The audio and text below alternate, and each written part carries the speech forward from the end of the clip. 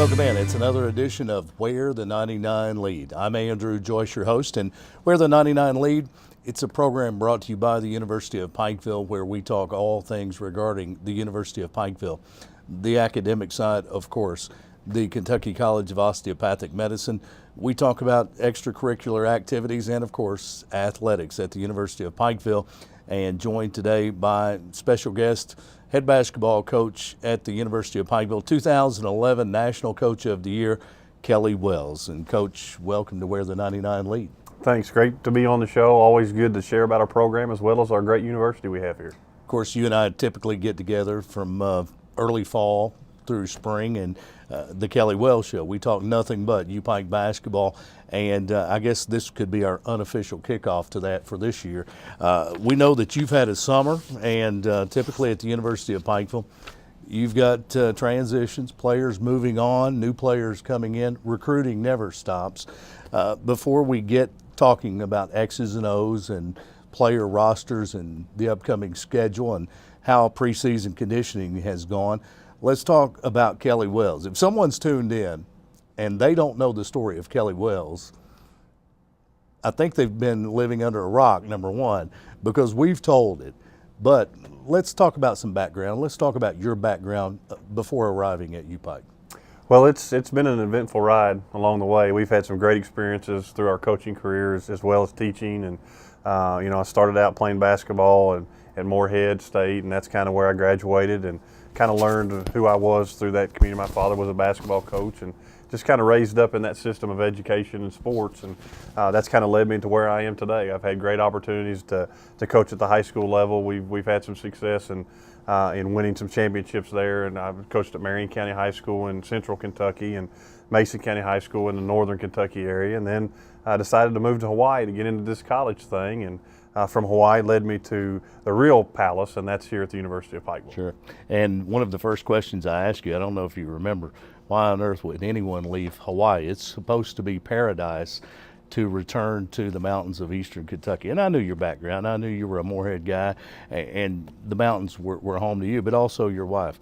Do you remember your answer to that question? It's all about the family. You got it. That's 100%. That's been our mantra, and it always will be. And my parents and my siblings and actually our team is considered our family. Sure. You've had health issues. It's been recorded, it's been written about, some great stories have been put together, even nationally. And we've heard about those. A lot of people have been concerned about you and your thoughts and prayers throughout the summer. And let's catch people up to date on Kelly Wells and his health as we head toward another season. Well, we've had a roller coaster of a summer. It's some would say forgettable would be one word for it, but we've been so blessed and had so many answered prayers throughout our process. And being a kidney failure type patient, this is transplant. I've had number 2 this summer. I'm 90 plus days out and really starting to turn the corner a little bit better. It's been some trial and error with medications, and age is a factor in that regards as well. But I had a living donor in my family, and my brother-in-law has provided me an opportunity to continue my life as normal as you can possibly do under the circumstances, but we're doing really good. Had a lot of followers, and I was kind of reluctant to share those stories at times, but it's made such a great impact with donor registry and awareness of kidney disease that goes around the country, and it's really been a blessing. We've had a lot of good feedback and a lot of positive thoughts. Absolutely, and it has been a story that's caught on, and it's a great story because your success is on the basketball court, and then it's tied to family, and of course fighting through those diseases while still maintaining a championship caliber program, doing things the right way. You've got a passion for organ donation, and certainly it has made a difference in awareness of the need for organ donation. As you pitch someone or a group about organ donation for today's program, let's have the Kelly Wells pitch of why someone should be an organ donor. Well, it's an educational decision. It's one probably the older generation probably doesn't even enter their mind. It's not something that was even a possibility in a lot of aspects. Nowadays, being educated upon organ and tissue donation. There's millions of people waiting on transplants. There's millions of people waiting to get off of dialysis to have a normal living life.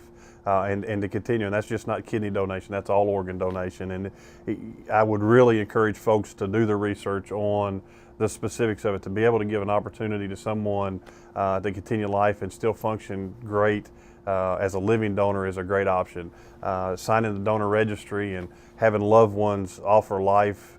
Up to 18 to 25 organs can be donated on a cadaver to give life to other folks that are having struggles. It is just an educational, personal decision, and one you have to reach. I've been fortunate personally to have two family members, my spouse, as well as my brother-in-law, step to the table and still live healthy, normal lives. Sure. And give me an opportunity to do the same thing. Yeah, and many people, while learning about the process, can find how many lives they can change just by being an organ donor. Just keep that in mind as you tune into this program. Coach Kelly Wells, head coach of the University of Pikeville Bears. Hard to believe that basketball season is almost in full swing. We know that you guys have been at work recruiting 365. You may take a day off during the course of the year, not many, constantly recruiting, but also conditioning, preseason work, individual workouts. Those things begin much sooner than many realize for a college basketball player.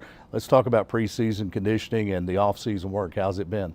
It's been good. Recruiting does take place at different spells in the summer, so for some guys may not be in our program till late in the summer. Theirs starts a little bit later. Returners obviously start right away in the summer, and they all have their own programs that we put them on individually. And this year we deemed our Bear Down Boot Camp was considered our conditioning and training, and obviously nothing considered. I don't disrespect the term boot camp in any shape, form, or fashion, but that was our term for it this summer and this year. And the guys have responded great. We do a lot of different workouts, and that starts the day they arrive on campus. And it's not necessarily anything to do with basketball as much as it is getting their bodies in condition, getting their heart rates where they need to be, and get them physically fit to where they can be great athletes. And man, have they responded well. They've been great so far. I saw some pictures from the Bears boot camp, and it looked like it was tough, and it looked like some guys struggled with it just a little bit. Everybody came through well. Well, the key is they had to pass an exit exam at the end of that, and that was a challenge for them. But it's my belief that you have to see adversity before it gets into a game to be able to handle those kind of situations. And we certainly put our guys in some adverse situations. Absolutely. Challenge all the time, not just during the preseason, but you challenge your guys to be better, to step to the next level of their game constantly. The home opener this year, it's a little earlier than usual. We'll talk about that, but also Basketball Blast-Off. It's coming up very soon. Yeah, the 22nd, which is right around the corner, the evening. We'll do the men's and women's blast-off, and it's always a great event. We always have great turnout. The students funnel to the gym and get their first opportunity to kind of see the men and the women, and we've all been working very hard, and it's a fun night for them. I actually let my guard down a little bit, and I don't yell and scream at them. I actually let them have fun and do their kind of thing, and they just get to be part of the college scene a little bit for a while, because every night we're practicing, every day we're doing something. So it gives them opportunity to kind of show off their skill set a little bit and have some fun in that event, and our campus really rallies around that time. Those that don't know, that have never been to a Basketball Blast-Off at Pikeville, what goes on that night? What are some of the events? The biggest thing is it's a gathering place, and it brings all our sports, our athletes, all our academic groups, all our cheerleading groups, our band groups. Everybody is a part of the process. We give away a lot of prizes. Years we've given away T-shirts, years we've given away food. We have a cookout, bonfire some nights. It just depends. Student Services and Student Life really does a great job of building that up, and we'll try to continue to add. And we're big believers in athletes, supporting athletes. Sure. So we try to get all of our sports groups involved in some way or another as well. Absolutely. It's a great night, a lot of events. We've seen three-point shooting contest, we've seen slam dunk contest, and of course a chance to see both the men's and women's teams in a little scrimmage action, and that's always fun. A lot of community fans, maybe they haven't been around campus during the start of the semester. That's the first time they see many of these players, especially the newcomers, and they get their own ideas of what to expect out of a Bears team. And I know you have expectations as well. How does this team look? It's new, it's fresh. There's a lot of new faces, 8 new guys in the program. We graduated our 5 starters, but we've got a lot of talent returning as well as a lot of talent that we've recruited. So we're excited. The talent level's there. There'll be some fine tuning. There'll be some timing involved in that development. You don't graduate 5 All-Americans and just flip a switch and say we're going to be great again. You know, we did get a preseason #1 rating, and that's totally on the old group. They earned that. This group hasn't earned any of that yet. But I like our team. I like the talent of our team. I like the direction. They're very coachable. They put a smile on my face every day that we've worked out. So I've enjoyed that part of it. Now, how that measures in success, that's kind of TBA. Kelly Wells, I know you're one that welcomes a challenge, but you just said it. You graduate 5 All-Americans. How do you approach that challenge to go out recruiting and following that? Some people would just throw their hands up and say, I can't do it anymore. But you've done it, and we've got 8 returning players. But when you realize, hey, that's 5 All-Americans, how do I replace that? What goes through your mind? Well, we don't ever throw our hands up and say we're not going to continue on. That's not our style. But I've been blessed to have the best staff in the country. We have my staff works countless hours on recruiting. It's a 300. It's like we tell people all the time. It's like brushing your teeth. You do it every single day and multiple times most days. And we really invest in the recruiting side of things. And I think that's why our personnel's always been very good, very competitive. We've measured the right kind of kids to get in our program too. And you know, Ty Compton, my associate head coach, has kind of spearheaded our recruiting efforts, and he just does a wonderful job. And some new additions there we'll get to later. But Donald Thomas coming back, former player.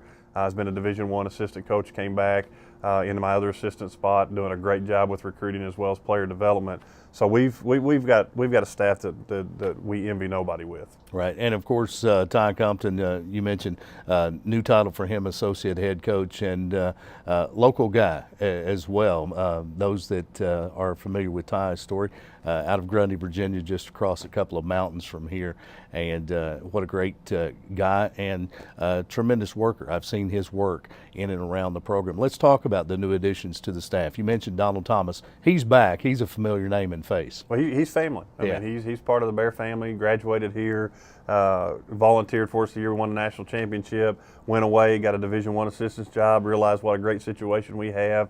And when I had the opportunity to hire someone, he was the first guy on my list to call, and he just has done a tremendous job. I mean, he's been great. Randy Casey, who's also a local, who's from Belfry, that now volunteers for us as well, is a great asset to us with our post game, as well as being a great friend. He's a great resource as another head coach on our staff. Sure. And we hired 2 new graduate assistants. Bradley Yoder, who started out as a student assistant, student manager, moved into a graduate assistant's role, and you won't find a better worker than what he brings to the table. And Ross Fanning, a new one from Tennessee Tech, who is just marvelous. He's a great young assistant coach, and we couldn't be more blessed with the staff that we carry. And I wish I could tell you it was Kelly Wells' reason that we're so good.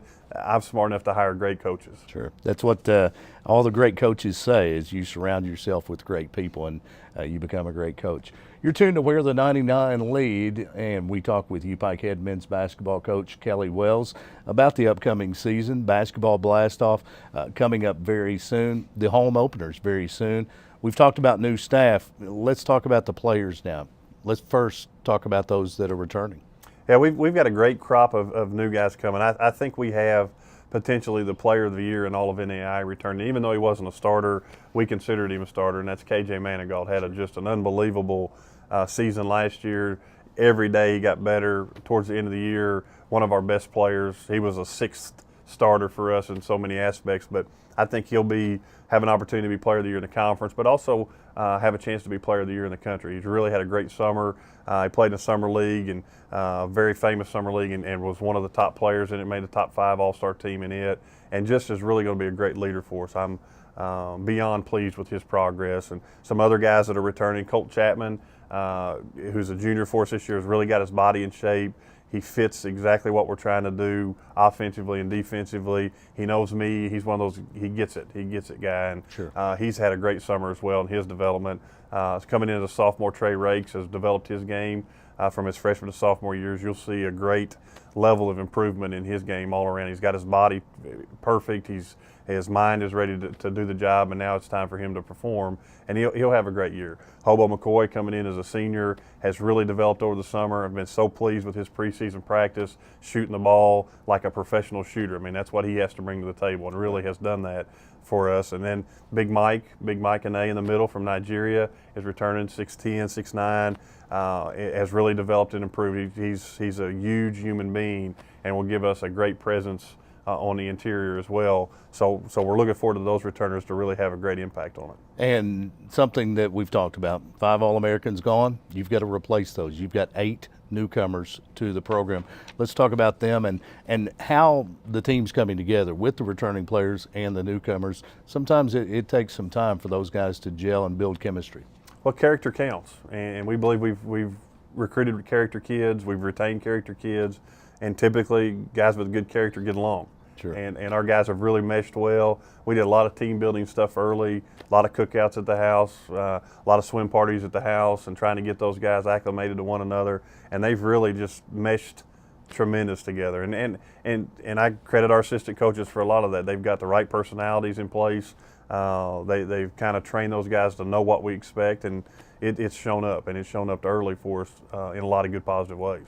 Sure, and many basketball fans that might be tuned in would say, or maybe non-basketball fans, more casual fans, would say, why don't you just go recruit the best player out there? And I know you do that. Your staff does that, but character matters. Personalities matter. They know the returning players. They know what's expected of players within your program. Are there guys that you pass on that are extremely talented, but you just know would not fit in the program? Oh, you could walk into any gym situation and you could pick out the 5 best players on the court, and you could do that in our practice. You could go and pick out the 5 best, but it's the best 5. That's what matters, and it's important for us to make sure that those best 5 are what fit what we want. Sure. Fit our personalities and our style. And we've passed on kids, and we've made mistakes on kids, and we'll probably, that's human nature, but there's no exact science in recruiting. But right. we've done a pretty decent job of finding the right fit for our program, and that's the most important. We really try to concentrate on us and not worry about what the outside world kind of does. Always the situation. Let's talk about the newcomers now. Let's meet the new guys with the Bears. Well, we got a long list. We'll start it with KK Simmons, a transfer from Kent State. KK is one of the premier shooters that we've ever had. He's a left-hander. He's got a smooth stroke. Veteran-type player. He'll be a junior coming in. I look for KK to have a very, very good year. Just a great leader-type kid. He knows how to play the game, and at the end of the day, if you got guys who can shoot the ball in the basket, you can make up for a lot of mistakes. And KK is a premier shooter. In the backcourt, probably with him will be a kid named Makari Brooks, junior college transfer from Blinn Community College, about 6'1", 6 foot, but plays about 6'9". He can fly, super strong, one of the best athletes that we'll see in our league. He's just a tremendous athlete, and he's a junior coming in as well. Another junior college transfer is Jackson Hussey from Australia, a point guard, about 6'2". All around, there's nothing in the game of basketball that Jackson can't bring to the table. Very tough, outdoorsy type kid, just can do it all. He's just a pleasant kid to be around, great student, great everything, and he'll probably in some respects be our point guard, off guard type player for us in that regard. We have a transfer from Lipscomb named Alex Brayboy. He's injured right now with a little leg injury, but one of the most hydro-athletic 6'5" kids that you'll see in the game of basketball. And he really fits our pressing style and running up and down style very well. We've got a 6'9" Curtis Moore from Brown Mackey Junior College. A little bit injured right now with an Achilles problem. Picked up a little weight. We've got to get him back down. We had him perfect, and then he got hurt and has regressed a little bit in that regard. But it's certainly a big body. And then we've got 6'11" James Steele, transfer from Eastern Michigan, who will have a chance to be one of the top 5 post players in all of NAIA basketball. Right, big kid. And, of course, we know what that means in the Mid-South. Running styles, your style's not going to change. You're going to press. You're going to get up and down the floor. We're actually going to amp that up a little bit. We've deemed our defensive name is going to be Mayhem, and Mayhem's going to live here. We're going to pick it up, and our tempo is going to be excessively fast. We're going to get up and down the court offensively as well, which we've always kind of done that. But we're going to be a little bit less post-oriented, more so cutting and slashing oriented with this group because we have so many athletes. But you may want to bring a seatbelt to the games because it's going to be very fast. And might need to make sure we have 2 broadcasters at the table at all times. At least a towel or 2. I'm not sure you understand what that quick pace means for a broadcaster. There is no catching your breath. No, you better have some backups and some water bottles, and Yeah. It will be fun. And the guys are so excited to do it. There's a neat karma about our guys right now. It is a fun style to broadcast. I tease just a little because we enjoy it as much as you do. But it does, it creates a sweat for the broadcaster just to keep up. But it is a fun style. We're talking with UPike head men's basketball coach Kelly Wells, and preseason rankings, I know they don't mean much to you, but they're nice to hear as we scan the preseason publications. Let's talk about the Bears preseason rankings. Well, the Sporting News stuck us right out there, and they put us in the number 1 spot. And I don't think that's very realistic, but that is a compliment to the program. And I think we've become recognized as one of the top programs in all of NAI year in, year out. And that's been through hard work, been through recruiting, and I think we've gained respect of most folks in that regard. And I hope we finish at number 1, but we're certainly not number 1 in any aspects yet. But it's nice to be honored. It's a motivating factor, but we play like we're number 1 and we practice like we're last. So that's kind of our motto. There you go. 3 pretty big road games early in the season for this UPike team. And the last couple of years, we've traveled to Louisville and taken on the Cardinals.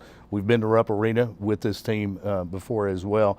This year, you're going to do Kentucky, Tennessee, and Western Kentucky University. Let's talk about what those games mean to this program and what you expect in your return to Rupp Arena, the first of those 3. Well, it's invaluable for us, those kind of games. The experience that the guys get, it's invaluable when I sit in front of kids and talk about, these are the teams that we're going to play, and it matters not where they go to school. They're not going to get those opportunities to play those kind of teams. And just the camaraderie between the programs, just like being able to share things with Coach Cal and Coach Tyndall and Coach Harper, those things are invaluable as coaches as well. And our coaches get excited about that because you prepare for the best teams in the country. Right. And when you're conditioning and you're lifting weights, you throw those kind of Tyler Eulis name out to your point guard. This is who you got to prepare for, and it adds some incentive to that. PR-wise, obviously we know that's a no-brainer. That's unbelievable. The financial situation that we garner from that is irreplaceable. But just little things that we'll do. Organ and tissue donor night at Western Kentucky. Coach Cal's going to do a fundraiser for organ and tissue donation when we go down there. Just those kind of things are invaluable, and the media exposure and the difference that you try to make are the things that are key with those kind of games. You go back to Rupp Arena this year, taking on Coach Cal and Kentucky, a team that had a nice run last year in the tournament, and many say that this is his most talented team coming in this year. How do you prepare for that? Well, when I watched them in their summer tour, I sat in my living room and I got my notebook out and I was dialed in and I started drawing up some of their ball screen offense they were running, and I threw a couple screen and rolls down on paper, and about 5 minutes in, my wife looks over and I'd kind of closed my book up a little bit, and she said, "What are you doing?" I said, "There's nothing I'm gonna write down to be able to help what we're gonna do." I mean, they're incredible. He said he's gonna play the 2-5 groups, and both of those teams would realistically be ranked number 1 in the country and number 2 in the country. I mean, they're off the charts, and I'm thankful because I'm a Kentucky fan every night except for the night we're going to try to beat them. Exactly. And so I root for him and I root for him. I think he does things tremendous. He's great with player well-being. He's great with other folks in Kentucky. He comes to Pike County all the time, and to me, he's considered one of us. So I appreciate all the things that he does for the program, and we'll fight like crazy and we'll do our best to try to beat them, but I'll also 364 days a year be rooting for them too. Those Kentucky fans like you and I, that one night we'll be glad that that's an exhibition game, so it won't count against Kentucky's record when the Bears hand Coach Cal a loss. I'm with you. I'm 100% with you. There you go. You've had several players that have pursued their love of the game beyond college. They've gone to the next level. Let's talk about some of those guys and where they're at, how they're doing now. Well, I'm proud of our graduating class. We've got a little bit of every element in that group, and it's really neat. And you'll see as I reflect here, Keala King is probably going to be in the NBA D League. He's going to get drafted probably at one of either the Phoenix programs, one of the California NBA teams. He'll actually be playing in the D League this coming year. We've had great feedback from all the scouts and all of that, and he'll have a great opportunity to do that. On the flip side of that too, Josh Whitaker just got into engineering school as a full scholarship. He's going to be unbelievable. I hope someday he builds me a building someday, or he's just an unbelievable young man. Elijah Justice just took the Junior Buchanan high school job. He's going to be coaching high school basketball, making a difference. He'll be working on his master's. He just got married this summer, and his wife's going to be teaching there as well. Just a wonderful family. You've got Bruce Reed that's getting ready to go overseas. He's got 2 deals on the table as we speak to have an opportunity to play. He came back for ring ceremony the other night. It was unbelievable to see him. Chris Cantino actually is back at another institution finishing up his degree to hopefully continue on, and he wants to get into sports agents and those kind of things. And Devontae McClung's doing the same thing. He went back to Tennessee State to finish up where he originally came from to get his degree. So really proud of that group. I hope they continue to grow and continue to develop.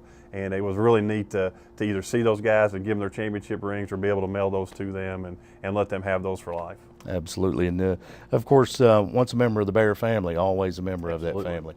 And it's all about family with Coach Kelly Wells and the U-Pike men's basketball program.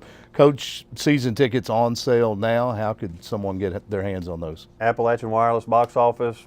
Staff at the Expo is unbelievably cordial. They're great. You can do it by phone. You can do it by internet. You can go down there and visit them at the front of the place and get your season tickets. Are extremely cheap. We want you there. We want you in the building. Making an earning from that is not the ideal reason we sell those season tickets. We want you in the building. We want your family in the building to share with us and make this the place to be at the Expo Center. How many home games this year? 19 home games. 19 home games. You'll get your money's worth, and you'll be able to see a national championship caliber team and program in our University of Pikeville Bears. A little disappointed coming off Kansas City last year. We're looking for another trip to that city coming in spring 2015, and we'll look to bring a trophy home, and I know that's a goal of this program as well. That will always be a goal of this program, and we're excited about that opportunity. Again, we left a little disgruntled, and certainly, I guess you could say I paid for it over the summer, but we are certainly glad to be back on the top side of things, and very optimistic about the future of this program. Absolutely. Coach Kelly Wells, great to see you, and we continue to keep you and your family in our thoughts and prayers for continued good health, fighting through the issues that you've had, and we wish you good luck during the upcoming season. Well, we appreciate it. We know God's on our side. We're in great hands. Coach Kelly Wells, head coach of your University of Pikeville Bears. You've been tuned to Where the 99 Lead, a program brought to you by the University of Pikeville, the leading university of Central Appalachia.